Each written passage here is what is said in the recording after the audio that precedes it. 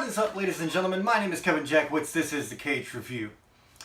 And I'm going to take a look at the San Diego Comic-Con panel for Wonder Woman 1984. Part 2.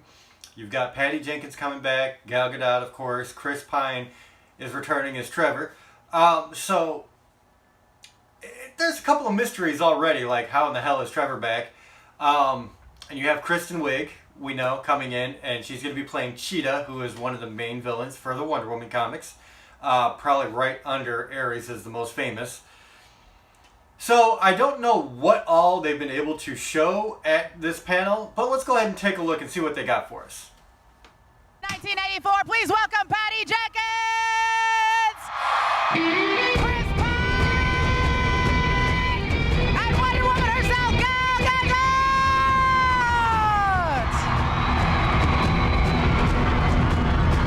Like her voice is just gone. Gal Gadot! Like, I'm not gonna lie, I love this theme song they have going. Like, ever since Batman vs. Superman, when I first heard it, I was Welcome to like, Hall that's H. awesome. Have a seat.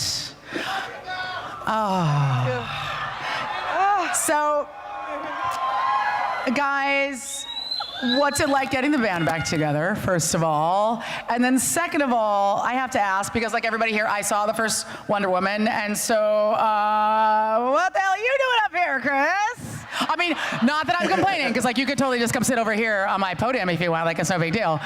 But are you coming back in the movie? What's going on? You want to start, Patty? Chris? I am actually not really here right now. I knew I dreamed I'm just you. an aura of emotional support for my pals. No, I can't. Water girl. I'm Nice to set. He asked if we're hungry. Sure, yeah. You have a parasol outside when you're walking down. I'm big on hydration. No, I can't tell you that. Yeah, well, maybe Patty Jenkins. Maybe Patty can. First of all, your first question, how is it to be back with these guys? So good. Yeah. You know, so good. We really did. We had the unique experience of having, like, not only did we end up loving, you know, our process together, but I love these guys as people so much. And so it was great, you know, to make the last film. We're psyched to be doing it again. What is he back here for? Well, it was, you know, it's something I'm super excited everybody to see. The movie to find out. Mm-hmm. But yeah, it's a very important part of our movie. Well, let's dive into a big question that is invited by this art up here. Why 1984? You know, it was interesting. One of my favorite things about making the first movie in World War I, 1917, was getting to know the era. Really, when you dig into these eras, they as metaphors really symbolize things that are true always. Mm-hmm. And there was something about that time that was such the beginning of modernity and the mechanized world. Here, it's funny, you know, I grew up in the 80s. There are lots of things set in the 80s right now, but it's entirely own 80s movie, actually with a very different look and feel and its own thing. And the reason that I wanted to set it here is because it really was mankind at its best and worst. You know, we're aware of the prices of some of our behavior nowadays, but we weren't in the 80s. We were at the top, but not just the funny ha-ha 80s top. It was grand and wonderful, and there was great music and there was a lot of elegant and beautiful and incredible things about the 80s too, at the same time as we were revealing the worst of us. So there was no better time, now that we had Wonder Woman and Wonder Woman existed, to have Wonder Woman go and visit, you know, see Wonder Woman in a period of time that's really us at our most extreme. And at our worst, you mean that's pre the end of the Cold War, that's the peak of nuclearization, so there's so much going on globally that would obviously play into what Wonder Woman is trying to accomplish. Keep the peace. Yeah, and we thought it could go on forever. Mm-hmm. You know, everything we were doing right then, we thought it could go on forever. So what an interesting time to reflect back on now. Also dope clothes. So I think that you have something that you want to show everybody. Fashion. Is that right? So you guys had been the most incredible, supporting, and amazing fans could ever dream to have, right? And even though we're only 3.5 weeks into production, which is crazy. We shouldn't be showing anything. We only have 20 more weeks to go, but Patty and I and they're Chris only really 3.5 felt that weeks. we gotta give something back to you guys. So what we're going to show you is something that only this room gets, and you know, people always say this, but I'm really saying it for real. I hope that we can keep it, you know, in this room because it's just a rough cut. We're very proud of it. Safe room. Yeah, but Our secret is safe with you, right, you guys? But we wanted to show a rough cut of what we're working on, just to give you a tease of the world we're going into, and we're super excited to share it with you. Well, let's take a look. It sucks. I'm sure we have a lot of fan questions out there. Yeah. Hi, say your name and ask your question. Of course. So hello, my name is Nisha. Sorry, wow. So hi everyone, and it's beyond a pleasure to see all of you. I've been reading the Wonder Woman comics since the 60s, and knowing how culturally and emotional relevant she has been to me and my life, I was wondering how the social influences affect your story arcs, and for the actors, how you portray your characters. Ooh, who wants to start? Cal? How old are you that you started to read the comic books back in the 60s? You don't look your age. You know, brown people, we don't. Black don't crack, brown stays down. Okay. No, but I'm 72. I'm 3,000 years old. I believe you. You're an immortal. Yeah, drop the mic.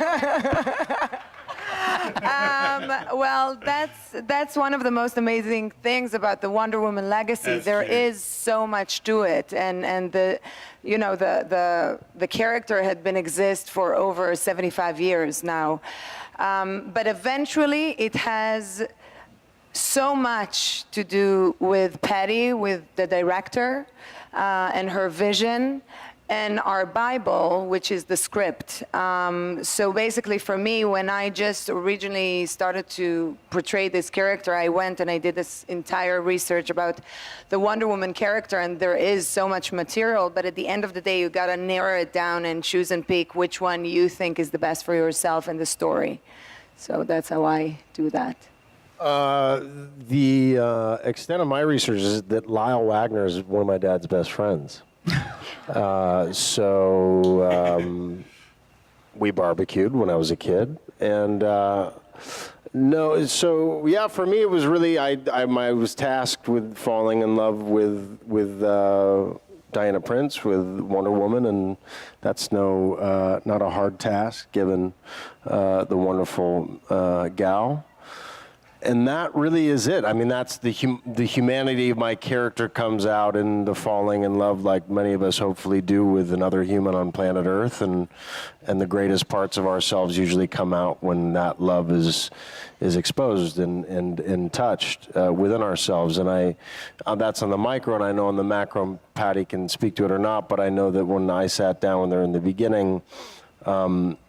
I tend to respond to when I talk to Ava. It was similarly a kind of a resonant experience when filmmakers talk about what they want to give and put out into the world, especially with something as big of an audience as this. What are they looking to achieve on I don't know, dare I say, a cosmic level? And Patty had some very specific ideas about the goodness, essentially, she wanted to put in the world, and it made me excited to be a part of it. Yeah, and I'll make my answer quick. I love that question. It was a very important issue to me when I came on board on these films. I also am a Wonder Woman fan from forever.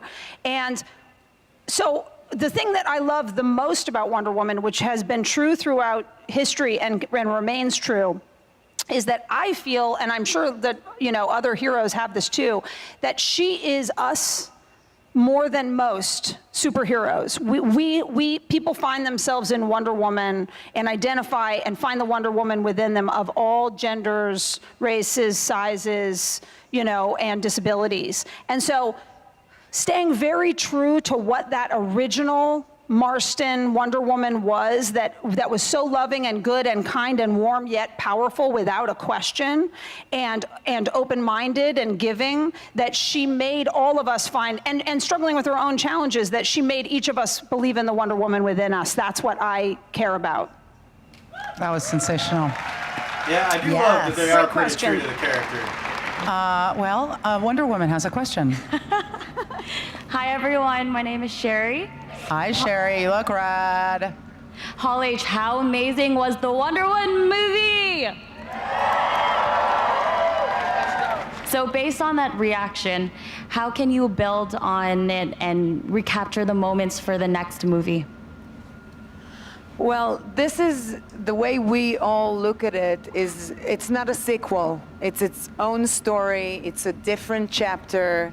It's a whole new movie. And for all of us, when we approach, and every day that we come to set, and we come and we give our best, and the bar is very, very high, but our aspirations are even higher. So we just give it everything that we have, and really hoping that what we bring, you guys would love. And you know, I have an answer to that. I never want to do more of anything for the wrong reason, right? And so I was very thoughtful about that when I thought about doing a second one. And the thing that mattered to me the most was I don't even want to go to that place in my head of like, how do you keep it going and cash in or blah, blah, blah.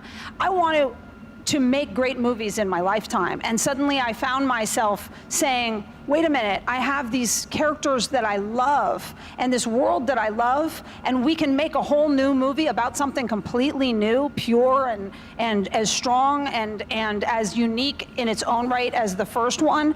Of course I would want to do that. And so to me, it's an interesting experience to all be together again, making it, but it's not more of anything, even though of course it's evocative of all of those same things that happened last time.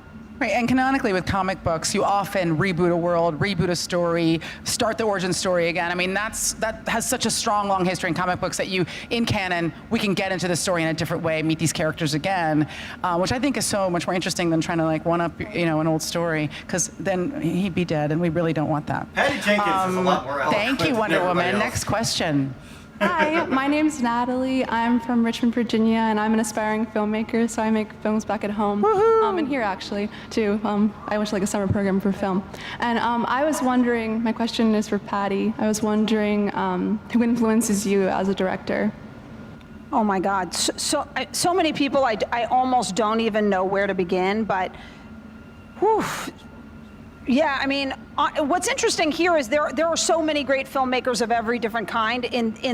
So I'll talk about these movies. Definitely, when I came in, and everybody has heard me talk about this potentially before, Richard Donner and his impact on the superhero genre. Basically inventing it is the Paramount one, and Steven Spielberg's impact on making tent poles that transcended being tent poles and were beautiful and great movies in every way.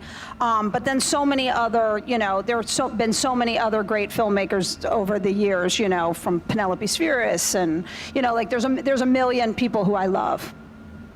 Cool. Thank you for that great question. One more. Here we go. Hi, I'm Allison. I just want to start by saying that I love you guys. You guys are amazing. And my question, gals, for you, Wonder Woman is such a strong female character. Can you talk a little bit about what it's like to play a strong character that's such a positive role model for young women? Thank you. But for me, it's kind of the obvious. I grew up having a strong, opinionated mother who was also very warm and loving, and Polish mother, Jewish mother. And then all of my girlfriends, they're all very strong and independent and smart and soft and funny, and I believe that that's the way we are, women. And I was just very grateful and privileged to have the opportunity to portray the extreme version of that. but I bring only what I believe in, and that's exactly what I believe in. Awesome. Guys, Wonder Woman 1984 hits theaters on November 1st, 2019. Please give it up for Patty Jenkins, Gal Gadot, and Chris Pine. Thank you, guys. Thanks, guys. Very cool. Thank you. You really don't get to see anything about the movie or any information whatsoever. Of course, they're only 3.5 weeks into it. I will say, though, that, I think one of the things that is kind of tough for Gal is, like, she's got a good grasp on the English language, but I think there are still points where she struggles with it a little bit, and conveying what she's really trying to say sometimes I think it's hard for her. And I really do like Patty Jenkins, though, like, when she says something like, you can tell she feels it. She's very well spoken, handles herself very well. And that, of course, comes through on screen because, honestly, like I said, the first Wonder Woman was absolutely amazing. And she's done other movies that have been great, too. So that's pretty cool. I mean, you really didn't get anything new, but it was cool to see him talking about it. You know it's underway. So, of course, because of the first movie, I'm going to see the next one regardless, and I am kind of interested to see Cheetah in there. That'll bring a new dynamic because Cheetah is like the opposite of Ares. So very cool. So ladies and gentlemen, let me know what you think in the comments. If you enjoyed this, hit the like button, subscribe, and share. My name is Kevin Jackowitz. Kaged Nation, out.